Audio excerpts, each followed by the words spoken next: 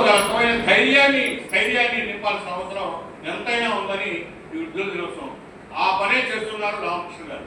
ప్రతిరోజు నేను పేపర్ రాగానే మండల వార్తలు కానీ మచిలీపట్నం వార్తలు కానీ మొదట అవి చూస్తాను. జాతీయ అంతర్జాతీయ ఘటన మొదటి నాకు కనిపించే రామకృష్ణ గారి సేవాకారి ప్రతిరోజు ఎక్కడో ఒక చోట, అది పెద్ద సభ కాదా, 10 మంది ఉన్నారా లేదా అనే ప్రశ్న లేదు. అసలు ప్రజల్లో ఈ భావాన్ని పెంపొందించడం, న్యాయ సలహాలు ఇవ్వడం, వాళ్ళ హక్కుల గురించి మాట్లాడడం, ఇది ఆయన వృత్తి కంటే కూడా ఎక్కువ ధర్మంగా భావిస్తున్నారు. అది ఆయన వృత్తి ధర్మం, అది కరెక్టే కాదు, కానీ వృత్తి కంటే కూడా ధర్మంగా ఎక్కువ భావించారు.